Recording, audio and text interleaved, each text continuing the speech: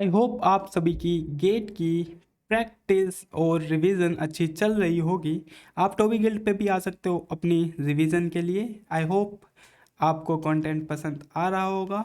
हम फ्यूचर में one shot भी लाएंगे जिसमें हम एंटायर सब्जेक्ट को एक शॉट में कन्वर्ट कर रहे होंगे और कवर कर रहे होंगे, तो आप उससे अपनी गेट की प्रैक्टिस को और गेट की रिवीजन को और ज़्यादा बूस्ट कर सकते हो। तो लास्ट टाइम हमने DBMS में कुछ तो टॉपिक्स कवर करे थे। आज हम उससे आगे की जर्नी को आगे बढ़ाते हैं। तो एट्रीब्यूट क्लोजर, इसको हम थोड़ा सा देखेंगे। गेट के कुछ PYQ भी थे इन टॉपिक से रिलेटेड, इसको भी देखेंगे। तो अभी हम शुरू करते हैं। हाँ, नॉर्मलाइजेशन से शुरू करते हैं। उन क्वेश्चंस को अभी थोड़ी देर में हम सॉल्व करेंगे। तो बेसिकली नॉर्मलाइजेशन क्या होता है और नॉर्मलाइजेशन हमारे लिए क्यों इम्पोर्टेंट होता है। Normalization is the process of organizing data in a database to reduce the data redundancy. Normalization basically क्यों यूज़ में हम लाते हैं। अगर हमारे पास कोई एक टेबल है, हमारे पास कोई सेट ऑफ डेटा है और उसमें डुप्लीकेट डेटा बार बार आ रहा है, तो देयर माइट बी चांसेस कि हम उस डेटा से एक गड़बड़ कर दें। उस डेटाबेस में उन डेटा के रिपीटिशन से हमारे पास कुछ ना कुछ तो गड़बड़ पैदा हो जाएगी। तो उसके लिए नॉर्मलाइजेशन बहुत ज़्यादा इम्पोर्टेंट होता है, ताकि मेन चीज़ हमारे पास हमने जो भी डेटा स्टोर किया है वो डुप्लीकेट नहीं होना चाहिए, क्योंकि अगर डुप्लीकेट होगा तो उससे हमारे पास बहुत सारी प्रॉब्लम्स अगर होंगी। तो reduce data redundancy, duplication of data. Normalization एक ऐसा प्रोसेस है जिसमें हम डेटा को डुप्लीकेशन से बचाते हैं। इम्प्रूव डेटा कंसिस्टेंसी, हाँ जी ये पॉइंट भी सही है, कंसिस्टेंसी भी होनी चाहिए डेटा की। एलिमिनेशन अपडेट एनोमलीज, बहुत सारी एनोमलीज आती है जिसमें हमारे मतलब डेटाबेस में बहुत सारी एनोमलीज आती है, जिसकी वजह से हमारा डेटाबेस क्रैश हो सकता है और बहुत सारे ऐसे टास्क परफॉर्म हो जाते हैं जो हमारे सॉफ्टवेयर को एक गलत इम्पैक्ट प्रोवाइड कराते हैं। तो उसको भी एलिमिनेट करने में नॉर्मलाइजेशन काफ़ी ज़्यादा इम्पोर्टेंट होता है। In a relational database controlling redundancy and preserving consistency are two major goals. ठीक है, ये तो कुछ था थ्योरी सेक्शन। तो फंक्शनल डिपेंडेंसी, FD क्या होता है। देखो इसकी नोटेशन तो सिंपल सीधी कुछ ऐसी होती है। A टेंड्स टू B है, A इम्प्लाइज B है। ठीक है, इसकी नोटेशन हम कुछ इस तरह से रिप्रेजेंट कर देते हैं। अब इसका मतलब क्या होता है। इसका मतलब ये होता है attribute A functionally determines attribute B। यहाँ पे बेसिकली क्या हो रहा है, जो अपना एट्रीब्यूट A है ये किसी ना किसी तरह से फंक्शनली डिटरमाइन कर पा रहा है B को।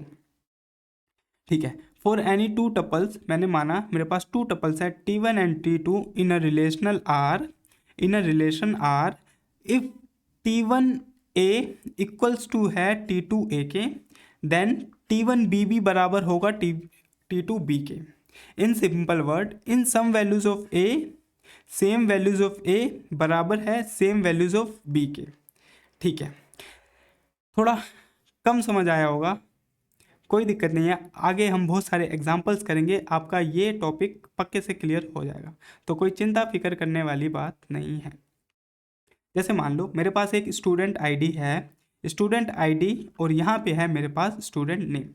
तो मैंने क्या बोला, 1001 स्टूडेंट आईडी है किसकी, टोबी की। ठीक है, 1002 स्टूडेंट आईडी है राहुल की। If two records have the same student ID then they must have the same student name.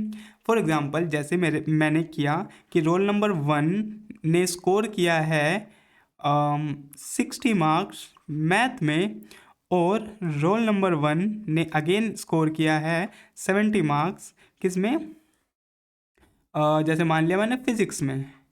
ठीक है, अब अगर मैं बोलूं कि ये लोग सेम क्लास के स्टूडेंट हैं, तो यहाँ पे तो पक्के से रोल नंबर 1 एक ही बंदे का होगा ना। अगर ये रोल नंबर 1 किसी 2 लोगों का है तो बेसिकली वहाँ पे क्या होगा, वहाँ पे अपना डेटा इनकंसिस्टेंट हो जाएगा ना। तो इसलिए यहाँ पे हमको ये इंश्योर करना है, if two records have the same student ID, अगर हमारे पास कोई 2 रिकॉर्ड हैं उनकी सेम स्टूडेंट आईडी है, दे must have the same student name. यहाँ पे ये इंश्योर होना चाहिए, ये हमारे पास फिक्स होना चाहिए कि जो ये नंबर 70 फिजिक्स में आए हैं और 60 मैथमेटिक्स में आए हैं वो रोल नंबर 1 के आए हैं। अगर रोल नंबर 1 टोबी है तो ये दोनों स्कोर टोबी के पास जाने चाहिए। अगर रोल नंबर 1 दो अलग अलग बंदों को, दो अलग अलग स्टूडेंट्स को रिप्रेजेंट करेगा, दिखाएगा, तो डेटाबेस में इनकंसिस्टेंसी होगी।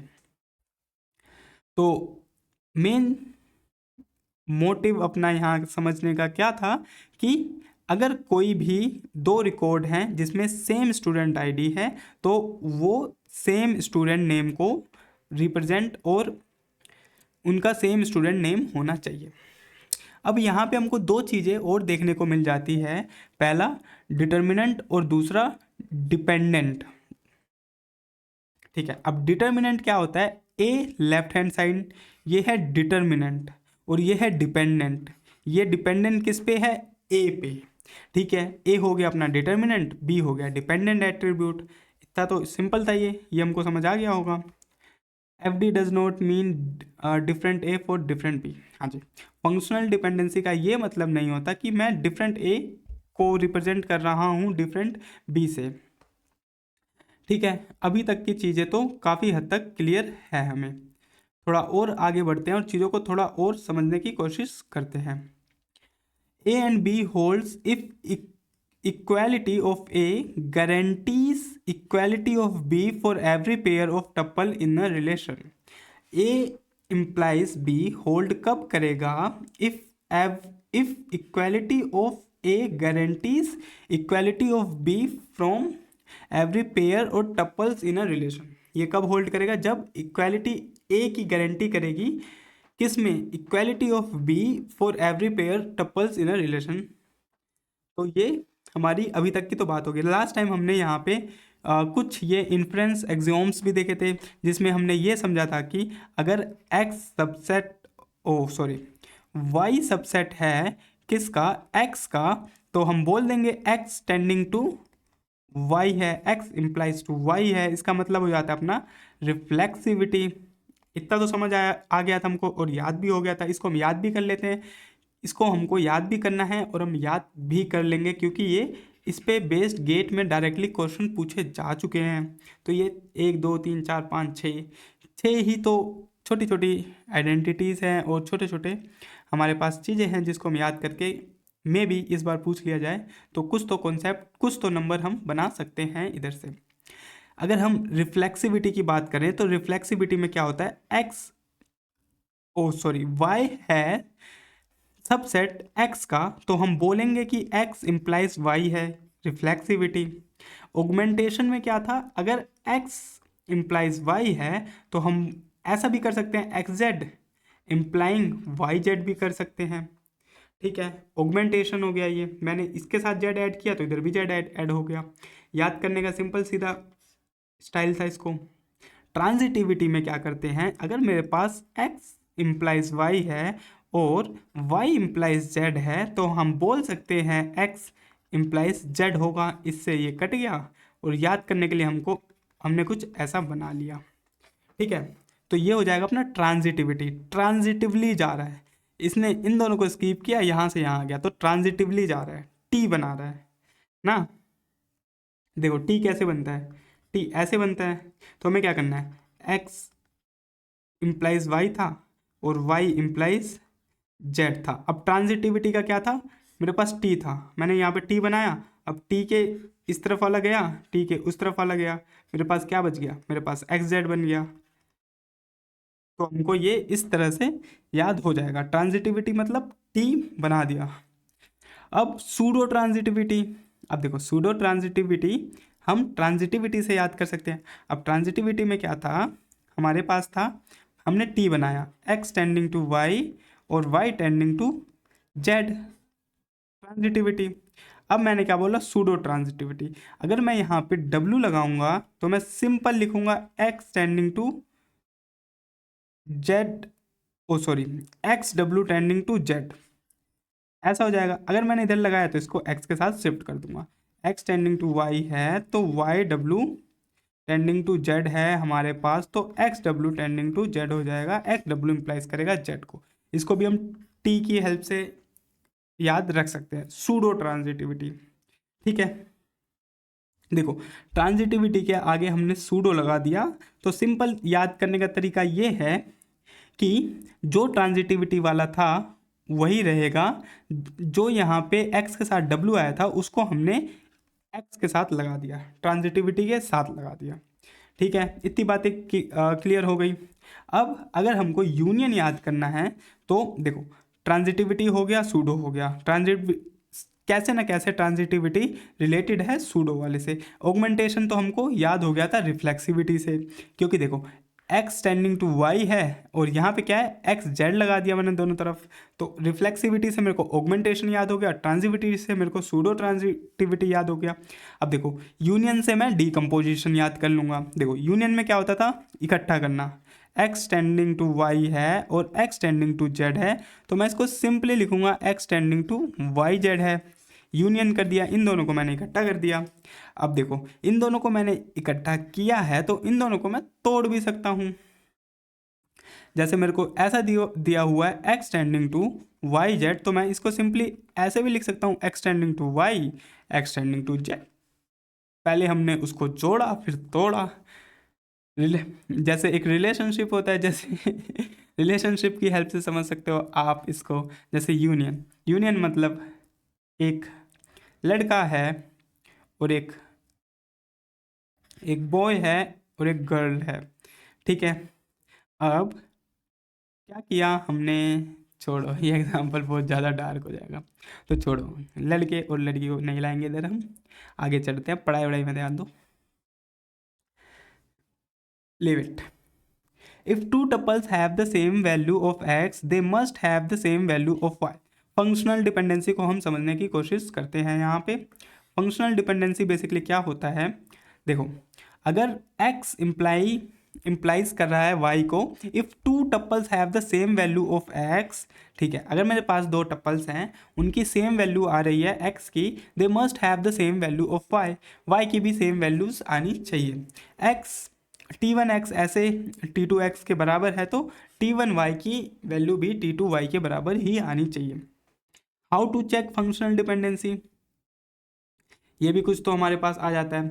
Find tuples with the same LHS value, ठीक है, कंपेयर RHS वैल्यू, ठीक है, if RHS is always same FD hold. देखो find tuples with the same LHS, उन टपल्स को फाइंड करो जिनका सेम LHS है। ठीक है, कंपेयर RHS वैल्यू, हम RHS वैल्यू को कंपेयर करेंगे और अगर RHS वैल्यू सेम वैल्यूज़ को फाइंड करता है तो हम बोलेंगे कि अपनी फंक्शनल डिपेंडेंसी होल्ड करेगी। क्यों करेगी और कैसे करेगी उसको हम यहाँ पे थोड़ा समझने की कोशिश करते हैं। फॉर एग्जांपल मेरे पास यहाँ पे S1 है, S1 की हेल्प से मैं A को फाइंड कर पा रहा हूँ। फिर मैंने S1 देखा, S1 स्टूडेंट, किसी भी स्टूडेंट का आईडी S1 है तो मैं उससे A स्टूडेंट पे जा पा रहा हूँ। A बेसिकली स्टूडेंट का नेम है, तो इधर भी S1 से A मिल रहा है, इधर भी S1 से A मिल रहा है। अगर मैं S2 की बात करूँ तो S2 से मेरे को B मिल रहा है। क्या मैं इसको ऐसे लिख सकता हूँ, S1 से मेरे को A मिल रहा है, ये दोनों इसमें कवर हो गए, और S2 से मेरे को B मिल रहा है। ठीक है, तो हम बोलेंगे फंक्शनल डिपेंडेंसी इसमें होल्ड करेगी। हाँ जी, बिल्कुल होल्ड करेगी, क्योंकि हम इन तीनों कंडीशन को सेटिस्फाई कर रहे हैं।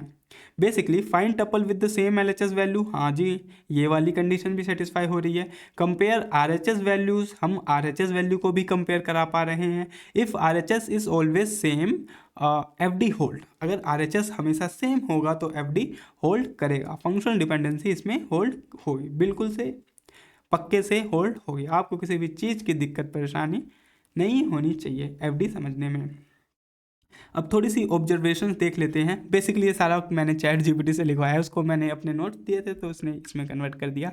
मैंने उसको देखा भी नहीं उसने क्या लिखा है, तो just going through it. If all values on LHS are unique FD is automatically satisfies. देखो, अगर सारी वैल्यूज LHS की यूनिक है तो FD अपनी फंक्शनल डिपेंडेंसी सीधा सिंपल सेटिस्फाई करेगी। हाँ जी करेगी, इसमें कोई दो राय नहीं है। इसको समझने की, विजुअलाइजेशन करने की कोई ज़रूरत भी नहीं है। आपने विजुअलाइज पहले ही कर लिया होगा कि अगर सारी वैल्यूज़ डिफरेंट है LHS की, तो अगर RHS की वैल्यू सेम भी होगी तब भी मेरे को फ़र्क नहीं पड़ेगा। क्योंकि जैसे मानो रोल नंबर 1 A स्टूडेंट का है और रोल नंबर 2 भी A स्टूडेंट का है, तो वो जो दोनों A स्टूडेंट है वो रिप्रेजेंट कर रहे हैं क्लास में किसी डिफरेंट बच्चे को। क्योंकि एक क्लास में सेम नेम से दो स्टूडेंट हो सकते हैं, लेकिन जो दो डिफरेंट रोल नंबर हैं वो रिप्रेजेंट ये कर रहे हैं कि ये दोनों A डिफरेंट है ना। आई होप आपको समझ आया होगा। तो ये हो गया अपना functional dependency. Since no roll number repeated FD always hold. अब देखो, ट्रिवियल फंक्शनल डिपेंडेंसी एक कुछ तो तगड़ी चीज़ होती है, इसको हम आराम से समझेंगे। डोंट वरी, आपको एकदम अच्छे से समझ आ जाएगा अगर आप इस सीरीज को फॉलो कर रहे हो। Definition, x tending to y is trivial. कब होगा ट्रिवियल? जब y है सबसेट x का। ठीक है, x अगर कब ट्रिवियल, x को हम कब ट्रिवियल मानेंगे? x टेंडिंग टू y, जब y है सबसेट किसका? x का, तो हम बोलेंगे ट्रिवियल है। फॉर एग्जाम्पल, मेरे पास है ABC जो इम्प्लाइंग है AB को, तो क्या AB ट्रिवियल है? हाँ जी बिल्कुल है, क्योंकि AB, इसको अगर मैंने x बोला, इसको y बोला, तो AB तो सबसेट हुआ ना ABC का।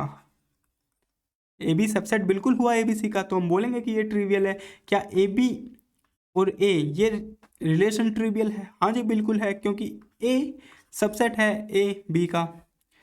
ठीक है, RHS already present in LHS, so we have to say that this relation is trivial. Non trivial की क्या डेफिनेशन हो जाएगी? इसका हम रेप्लिकेट कर देंगे तो हमको नॉन ट्रिवियल की डेफिनेशन मिल जाएगी। अगर ये नहीं हो रहा है, सबसेट नहीं है, तो नॉन ट्रिवियल है। सिंपल सीधा। SID से हम नेम को, SID की हेल्प से हम नेम को निकाल पा रहे हैं, फैच कर पा रहे हैं, लेकिन SID में हमको किसी दूसरे एट्रीब्यूट की ज़रूरत नहीं है, तो ये हो गया नॉन ट्रिवियल। ठीक है, ये भी हमको समझ आ गया। बेसिकली S नेम हमारे पास यहाँ प्रेजेंट नहीं है। अगर मैं कॉन्सेप्ट वाइज बोलूँ तो हम इसको डिनाई करेंगे कि ये ट्रिवियल नहीं है, नॉन ट्रिवियल है। कंप्लीटली नॉन ट्रिवियल का है अगर मैं X इंटरसेक्शन Y करता हूँ और मेरे को 5 मिलता है, तो हम बोल देंगे कंप्लीटली नॉन ट्रिवियल है। ये भी सिंपल सीधा शॉर्ट था। अब देखो, attribute closure is going to be one of the most important concept, because we are going to use so much attribute closure to determine whether we need to check if it is in 1NF 2NF 3NF BCNF, तो हमको हर जगह closure की जरूरत पड़ेगी और बहुत सारी चीज़ों में क्लोजर की जरूरत पड़ेगी। ये छोटा सा कॉन्सेप्ट है, बहुत तगड़ा कॉन्सेप्ट नहीं है, तो ये हमको आसानी से समझ आ जाएगा। तो देखो, x प्लस, क्लोजर को हम प्लस के साथ रिप्रेजेंट कर देते हैं, set of all attribute functionally determined by the x using the given FD। ठीक है, हम क्या बोलेंगे? एट्रीब्यूट क्लोजर क्या होता है? एट्रीब्यूट क्लोजर एक ऐसी चीज है, मैंने यहाँ पे बोला सेट ऑफ ऑल एट्रीब्यूट, उन सभी एट्रीब्यूट्स का सेट जो functionally determined by x using the given FD, जो फंक्शनली डिटरमाइन कर पा रहे हैं x को, किस तरह से हमको कोई गिवन FD होगी उसमें। अब निकालेंगे कैसे? इसके यूजेस क्या है निकालेंगे, अभी वो हम सीख लेंगे। तो इसके बेसिकली यूजेस क्या है? चेक FD इम्प्लीकेशन, ठीक है, फाइंड सुपर की, फाइंड कैंडिडेट की।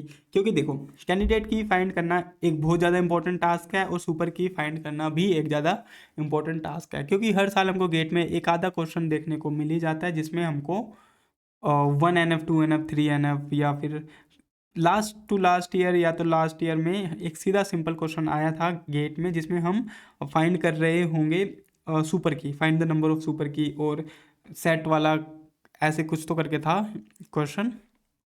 तो इन छोटे छोटे कॉन्सेप्ट पे भी इजी कॉन्सेप्ट पे भी गेट क्वेश्चन पूछ लेता है। तो ये एक रैंक बूस्टर कॉन्सेप्ट हो जाते हैं, जिसमें अगर आपने ये क्वेश्चन छोड़ दिया तो आपकी रैंक डेफिनेटली पक्के से नीचे जाएगी ही जाएगी। तो हमको इन छोटो कॉन्सेप्ट को जो इजी टू अंडरस्टैंड और इजी टू सॉल्व है उनको तो अच्छे से पकड़ बनानी ही है, ताकि ये क्वेश्चन तो सब लोग अटेम्प्ट कर रहे होंगे। अगर हम इस क्वेश्चन को छोड़ रहे हैं तो उस भीड़ में हम काफ़ी ज़्यादा पीछे चले जाएंगे। तो हमको मेक श्योर करना है जो छोटे छोटे कॉन्सेप्ट होते हैं उनको तो पक्के से पकड़ के रखना है, और बड़े कॉन्सेप्ट को तो सीखना ही है। तो देखो, how to find X plus, कैसे फाइंड करेंगे? Put X in X plus, ठीक है। अप्लाई फंक्शनल डिपेंडेंसी रिपीडली, ठीक है, रैपिडली, जो भी हो। Stop when no new attribute is added, जब भी नया एट्रीब्यूट ऐड नहीं हो पा रहा है तो हम रुक जाएंगे। फॉर एग्जाम्पल, मेरे पास एक फंक्शनल डिपेंडेंट एफडीज कुछ इस तरह से दी हुई है डी। अब मेरे को मान लो ए का क्लोजर निकालना है, तो मैं क्या करूँगा, मैंने लिखा यहाँ पे ए, जो यहाँ पे है उसको मैं यहाँ पे लिख दूंगा ए। अब ए से मैं बी सी के पास जा पा रहा हूँ तो मेरे पास यहाँ पे आ जाएगा बी, यहाँ पे आ जाएगा सी। सी से मैं डी के पास जा पा रहा हूँ तो यहाँ से आ जाएगा मेरे पास डी, ठीक है। तो ए का क्लोजर आ जाएगा मेरा ये, ठीक है। इतना सिंपल सीधा था, समझ आ गया हमको। अब सुपर की तो हमने देख ही रखा है, X is a super key if and only if X closure all attribute of the relation. अगर हम एक्स का क्लोजर निकालते हैं और हमारे पास सारे एट्रीब्यूट्स आ जाते हैं, ऑल एट्रीब्यूट्स आ जाते हैं, तो हम बोलेंगे एक्स अपना सुपर की है, राइट। सुपर की चमका होगा। अब हम समझते हैं कैंडिडेट की मिनिमल सेट ऑफ सुपर की, कम से कम एट्रीब्यूट्स जिनकी हेल्प से हम किसी भी चीज़ को फंक्शन यूनिकली आइडेंटिफाई कर पा रहे हैं, किसी भी रो को यूनिकली आइडेंटिफाई कर पा रहे हैं, सेट ऑफ डेटा को यूनिकली आइडेंटिफाई कर पा रहे हैं, तो हम बोल देंगे कैंडिडेट की है। फॉर एग्जांपल, मेरे पास किसी रिलेशन की कुछ सुपर कीज़ है ए बी, और मेरे पास है ए बी सी डी, और मेरे पास है ए बी सी डी ई। अगर मैं ए बी की हेल्प से सारे एट्रीब्यूट्स जितने भी हैं वो फाइंड कर पा रहा हूँ, तो मैं यहाँ पे मेक श्योर करूँगा ए बी मेरी कैंडिडेट की के लिए क्वालिफाई डेफिनेटली करेगी, क्योंकि यहाँ पे ए बी की हेल्प से मैं इन सारे डेटा को आइडेंटिफाई कर पा रहा हूँ। तो मैं यहाँ पे सी डी, और इस केस में मैं सी डी ई क्यों ही यूज़ करूँगा, क्योंकि यूज़ करने का कोई मतलब ही नहीं बनता। जब मैं कम से कम काम में, कम से कम सेट ऑफ डेटा में किसी पर्टिकुलर डेटा को आइडेंटिफाई कर पा रहा हूँ, फैच कर पा रहा हूँ, तो मेरे को फालतू की चीज़ें क्यों ही ऐड करनी है। तो कैंडिडेट की में एक और मेन चीज़ और समझने वाली चीज़ ये होती है कि अगर मैंने कैंडिडेट की में से एक भी एट्रीब्यूट, मतलब ये एज पे होता है एकदम, उस एज से नीचे गए तो अपना पूरा डेटा गया। अगर मैं कैंडिडेट की में इधर बी को हटा दूंगा तो मैं किसी भी डेटा को यूनिकली आइडेंटिफाई नहीं कर पाऊंगा, क्योंकि A B he candidate key है। हम एज पे खड़े हैं एकदम, उस एज से एक कदम भी पीछे गए या एक कदम भी आगे गए तो ये कैंडिडेट की अपनी डेफिनेशन लूज कर देगा। ठीक है, समझ आ गया होगा।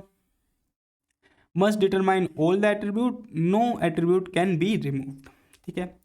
ए बी क्लोजर से अगर मैं ए बी सी डी को फाइंड कर पा रहा हूँ, अगर देखो ए बी से अगर मैं ए बी सी डी ई को फाइंड कर पा रहा हूँ, तो ए की हेल्प से ये नहीं आना चाहिए और बी की हेल्प से भी ये हमारे पास नहीं आना चाहिए। Then A B is a candidate key. Finding candidate key is a so much simple and easy peasy task. You do not have to put so much effort to find it. Just simple concept.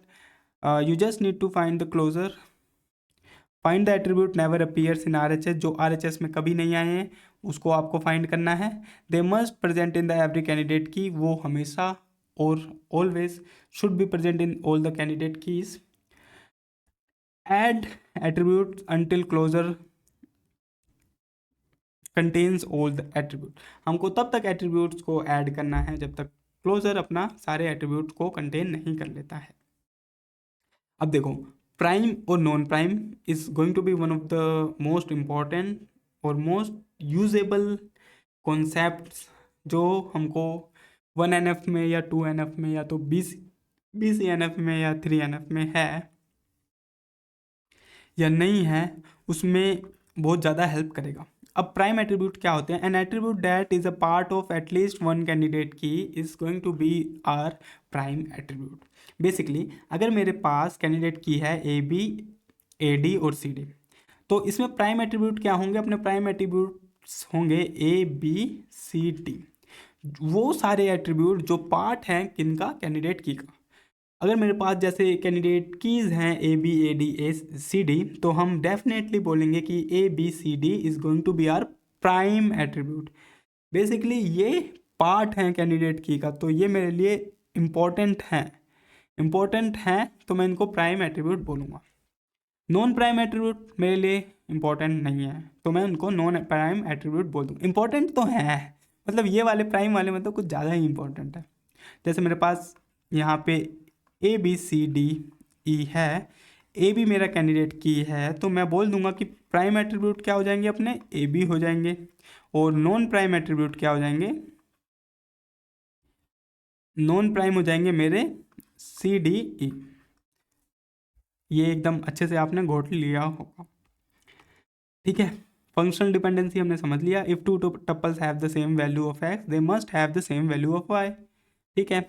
How to check FD हमने ये भी देख लिया। Find tuples having the same LHS, compare RHS value, if RHS value are the same FD hold, FD अपनी functional dependency hold करेगा, otherwise functional dependency hold नहीं करेगा।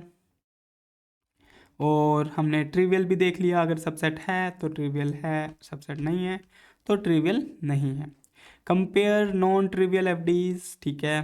Completely non trivial FDs मतलब XY कब होंगे non trivial? Completely non trivial जब XY का intersection phi आएगा।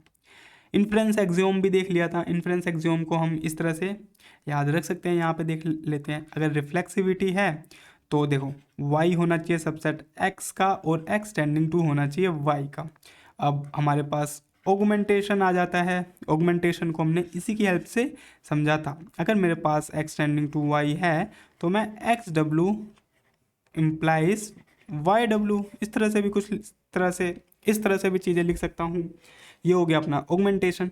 ट्रांजिटिविटी को हमने T से याद किया था, तो अगर मैं कुछ ऐसा T बनाऊँ और मेरे पास x टेंडिंग टू y है, y टेंडिंग टू z है, तो इस T के इस तरफ वाला हटा दिया, इस तरफ वाला हटा दिया, तो मेरे पास क्या बचा? x tending to z, x tending to z, x implies to z, तो ये हो जाएगा अपना क्या?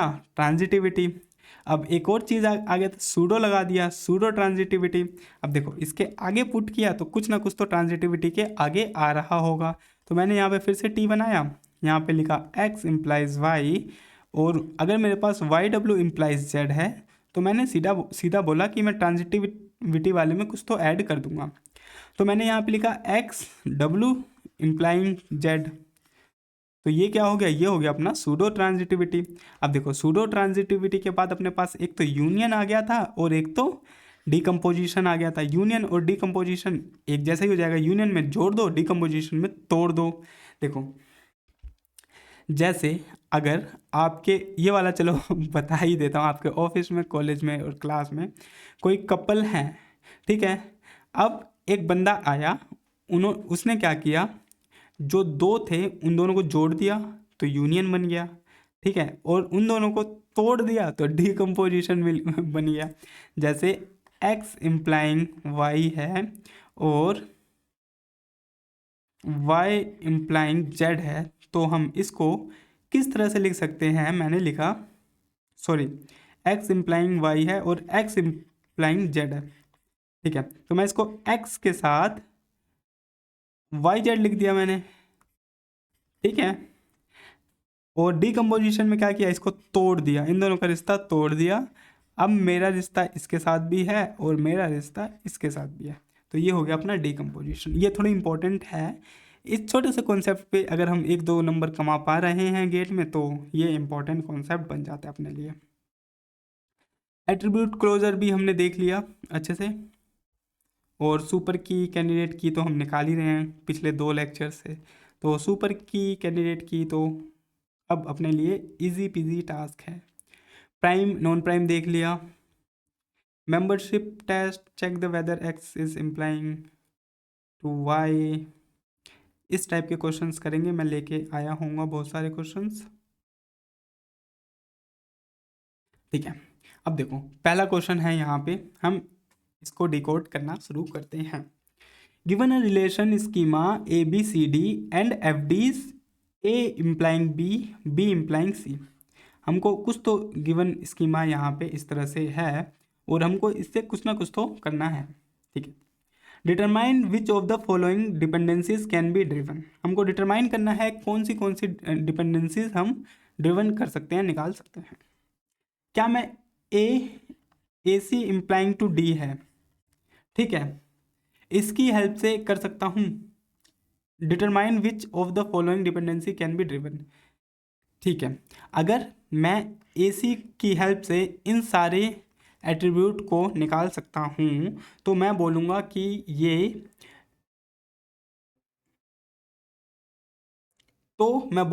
ये डिपेंडेंसी ड्राइव हो सकती है। तो इसके लिए बेसिकली क्या करूँगा, मैं ए सी का क्लोजर निकालूंगा, ठीक है। अगर मैं ए सी का क्लोजर निकाल रहा हूँ उसमें ये सारी मतलब एट्रीब्यूट्स आ जाएंगे और डी आ रहा है मेरे पास कैसे ना कैसे करके उन सेट ऑफ डेटा में, तो मैं बोलूँगा कि ये ड्राइव्ड कर सकते हैं हम इसको, ठीक है। तो मैंने ए सी का क्लोजर निकाला, क्लोजर निकालना सिंपल रूल था, मैंने यहाँ पे लिखा ए सी। अब ए की हेल्प से मेरे पास बी आ रहा है तो मैंने यहाँ पे बी भी ऐड कर दिया, और बी सी, यहाँ पे बी सी की हेल्प से मेरे पास डी आ रहा है। तो देखो यहाँ पे बी है, यहाँ पे सी है, बी सी की हेल्प से मैंने यहाँ पे डी भी निकाल लिया। तो मैं ए सी की हेल्प से इन सारे एट्रीब्यूट को निकाल पा रहा हूँ, तो मैं बोलूँगा कि ये ड्राइव्ड कर सकते हैं इसको। अगर बी की हेल्प से डी आ रहा है तो ये भी ड्राइव्ड होगा, वरना नहीं होगा। तो मैंने क्या किया, बी का क्लोजर निकाला। अगर मैं बी का क्लोजर निकालूंगा तो मैंने यहाँ पे सबसे पहले बी लिख दिया। बी की हेल्प से मैं कुछ निकाल पा रहा हूँ क्या, यहाँ पे देखो बी की हेल्प से तो मेरे को कुछ नहीं मिल रहा है, तो ये सिंपल हो जाएगा अपना नॉन ड्राइव्ड, ठीक है। अब इसके बाद हम चलते हैं थोड़ा सा और आगे। अगर मैं ए डी की हेल्प से कर पा रहा हूँ तो ए डी आ जाएगा अपना। देखो ए डी में तो पहले मैंने ए डी सिंपल सीधा लिख दिया, ए की हेल्प से मेरे पास बी आ रहा है तो मैंने यहाँ पे बी लिख दिया, ठीक है। अब मेरे पास यहाँ पे क्या क्या आ गया, ए आ गया, डी आ गया और बी आ गया। अब मेरे पास यहाँ पे सी नहीं आ पा रहा है ना, तो हम बोल देंगे ये वाला भी ड्राइव्ड नहीं है। अगर मैं बी वाले को एक बार फिर से चेक करूँ तो बी वाला क्या था अपना, ए की हेल्प से, बी की हेल्प से हम डी के पास तो नहीं ही पहुंच पा रहे हैं, क्योंकि हमको एक ना एक ए तो चाहिए ही होगा इसमें। तो ए वाला अपनी हो जाएगी ट्रू स्टेटमेंट और हम बी वाले को बोलेंगे फॉल्स, और सी वाला भी हो जाएगा अपना फॉल्स, क्योंकि देखो सी में ए डी नहीं, सी वाला भी होगा अपना ट्रू। सी वाला ट्रू कैसे होगा, देखो इसका क्लोजर निकालेंगे ए डी का अगर मैं क्लोजर निकालूंगा मेरे पास क्या आएगा, ए आया, डी आया, ए की हेल्प से मेरे पास बी आ जा रहा है तो मैंने यहाँ पे लिखा बी। तो मेरे पास ए आ गया, डी आ गया और बी आ गया। देखो इस वाले रिलेशन में अपने पास बी आ गया, यहाँ पे हमको क्या चाहिए, ए डी से मैं बी पे जा पा रहा हूँ, तो मैं बोल दूंगा कि ए डी से बी ऑब्टेन कर पा रहे हैं, तो मैं बोल दूंगा कि ये वाला भी ड्राइव्ड हो जाएगा इसकी हेल्प से। तो ये दोनों होंगे ट्रू और बीच वाला होगा फॉल्स, क्योंकि बी की हेल्प से हम डी नहीं निकाल सकते हैं किसी भी हालत में, ठीक है। एक फंक्शनल डिपेंडेंसी है ए बी इम्प्लाइंग बी,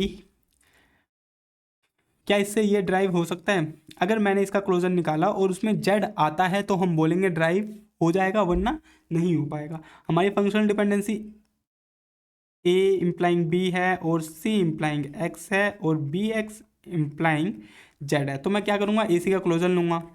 मैंने ए सी का क्लोजर लिया तो मेरे पास यहाँ पे आ गया ए आ गया और सी आ गया। अब ए की हेल्प से मेरे पास बी आ जा रहा है यहाँ पे, और सी की हेल्प से मेरे पास यहाँ पे एक्स आ जा रहा है, क्योंकि मेरे पास ए था सी था तो मैंने यहाँ पे बी एक्स भी लिख लिया। अब देखो बी एक्स को मैं यहाँ पे मिलाऊँ तो इस बी एक्स की हेल्प से मेरे पास जेड आ जाएगा। और यहाँ पे बोला था ए सी से हम जेड तक पहुंच सकते हैं क्या, एसी से हम जेड को ड्राइव कर सकते हैं क्या? हाँ जी हाँ, हमारे पास इसमें जेड आ गया तो मैं बिल्कुल सीधा सिंपल बोल दूंगा कि ये ड्राइव हो सकता है। इस वाले को चेक करते हैं। इसमें क्या करना है, कैंडिडेट की फाइंड करना है। ये तो एकदम चिंदी क्वेश्चन हो गया। देखो मेरे पास क्या क्या है, मेरे पास ए बी है, ए बी से मैं सी के पास जा पा रहा हूँ, और मेरे पास सी है, सी से मैं डी के पास जा पा रहा हूँ, और मेरे पास बी है, बी से मैं ई के पास आ पा रहा हूँ। अब देखो मेरे को कैंडिडेट की चेक करनी है तो मैंने ए बी को लिया। पहले मैंने लिखा यहाँ पे ए बी। क्या ए बी से मेरे पास सारे ये रिलेशन वाले एट्रीब्यूट्स आ पा रहे हैं? अगर आ पा रहे हैं तो मैं बोलूँगा कि ये कैंडिडेट की है, अदरवाइज नहीं है। ठीक है, मैंने बोला ए बी से मैं गया, पहले ए बी से मैं सी को डिटरमाइन कर सकता हूँ, तो मैंने यहाँ पे लिखा ए बी सी, क्योंकि ए बी यहाँ पे सी को इम्प्लाई कर रहा है।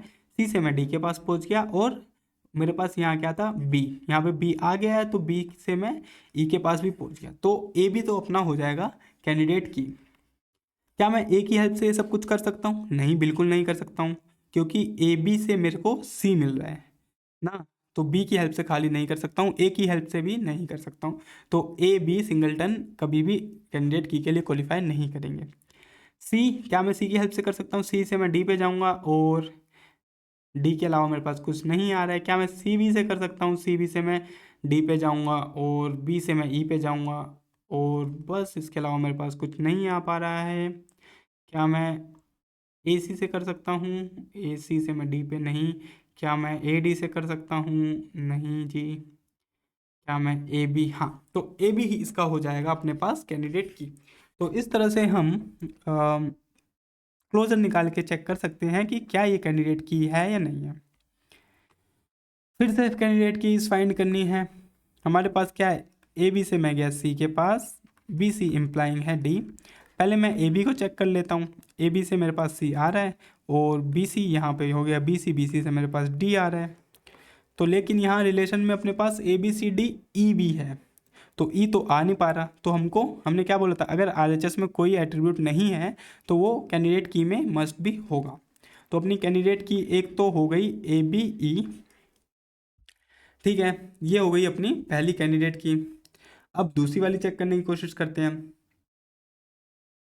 अगर मैं यहाँ पे दूसरी कैंडिडेट की बात करूँ तो दूसरी कैंडिडेट की अपनी कौन सी होगी, तो मैं ए बी ई तो होगी पहली। अगर मैं दूसरी चेक करूँ तो मैं क्या करता हूँ, मैं यहाँ पे बी और ई को ट्राई करता हूँ। ठीक है, बी सी ई को ट्राई करता हूँ।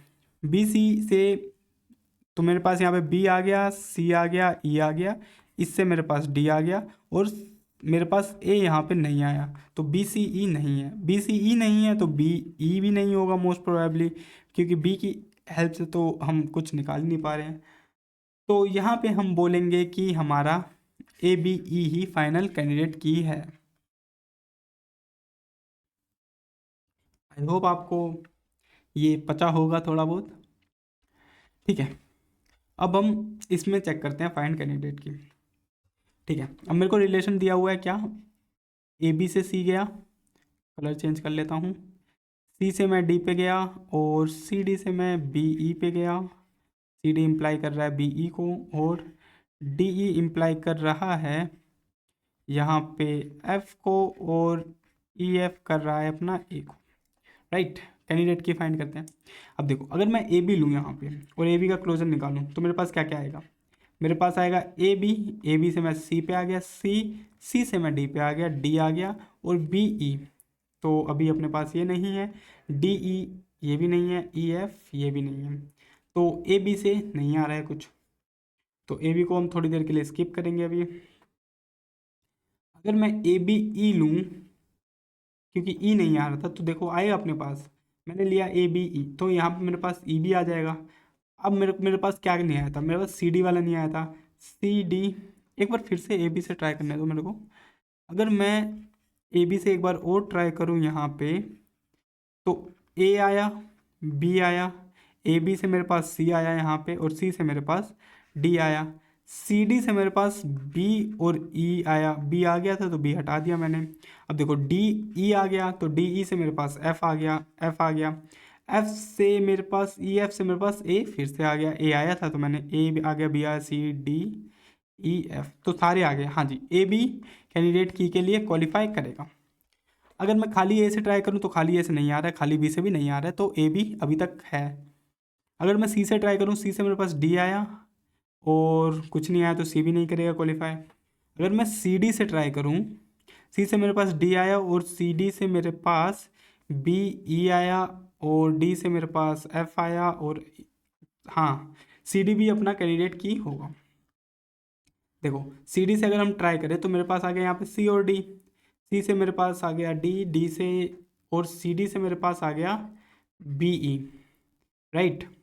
और अब मैंने बोला बी ई, मेरे को चाहिए डी ई, डी ई से आ जाएगा मेरे पास एफ ई, क्योंकि यहाँ पे डी है यहाँ पे ई है, तो इधर आ गया एफ।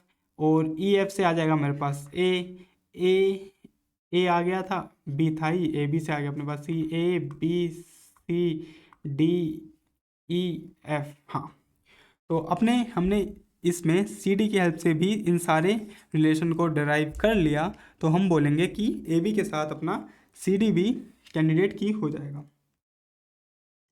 तो ए बी हो गया, सी डी हो गया।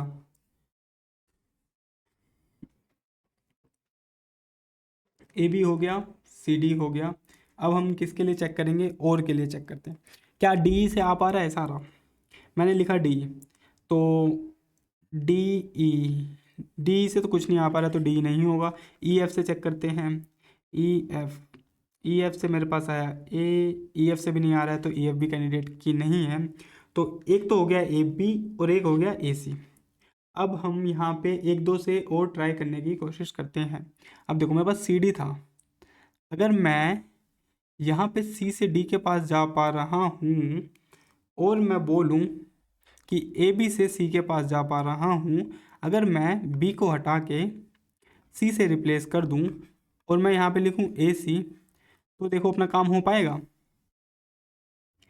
तो ए सी से लिखूँगा, मेरे पास आ जाएगा ए और आ जाएगा सी, सी से मैं डी को डिटरमाइन कर लूँगा और सी डी से मैं बी के पास चला जाऊँगा, ए बी से मैं सी के पास आ गया, ठीक है, ए बी से मैं सी के पास आ गया, ठीक है, सी डी से मैं यहाँ पे आ गया और बी से मैं ई के पास आ गया, और डी था ई था, तो इससे मेरे को एफ मिल गया और ई एफ से मेरे को वापस ए मिल गया। तो हाँ जी, अपना एक ए सी बी कैंडिडेट की हो जाएगा। ये 3 कैंडिडेट की अपने यहाँ पे बन जाएंगे, इसके अलावा हमारे पास कोई और दूसरा कैंडिडेट की नहीं आएगा। तो इस तरीके से हम कैंडिडेट की फाइंड कर सकते हैं। थोड़ा सा और आगे चलते हैं, हमको क्या करना है, नंबर ऑफ कैंडिडेट कीज और प्राइम एट्रीब्यूट्स फाइंड करने हैं, ठीक है। कोशिश करते हैं फाइंड करने की, थोड़ा मेहनत लगेगा बट स्टिल। ए बी से सी पे है, सी से डी पे है, और ई से हमारे पास एफ पे है, और एफ इम्प्लाइंग कर रहा है बी को। तो A B C D E F है, ठीक है, A B C D E F. अब क्या करना है, नंबर ऑफ कैंडिडेट की हमको फाइंड करना है कि कितने कैंडिडेट की बन सकते हैं इसमें।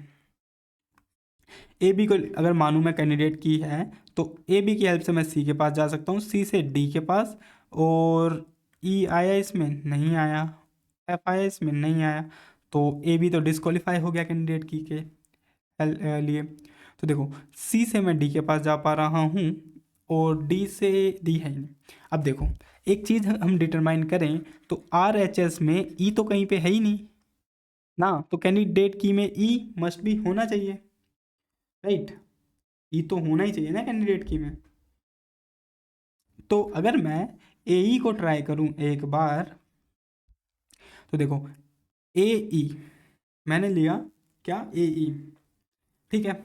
अब देखो ए ई से मैं आ गया एफ पे, एफ से आ गया बी पे, तो ए ई में मेरे पास आ गया, देखो मेरे पास ई था, ई से मैं आ गया एफ पे, राइट, यहाँ पे आ गया एफ, एफ से आ गया मैं बी पे, यहाँ पे आ गया मेरे पास बी, तो ए ई एफ बी आ गया। तो ए बी से मैं यहाँ पे सी के पास आ जाऊँगा, सी से मैं डी के पास आ जाऊँगा, तो यहाँ पे ए ही तो अपना एक कैंडिडेट की हो गया।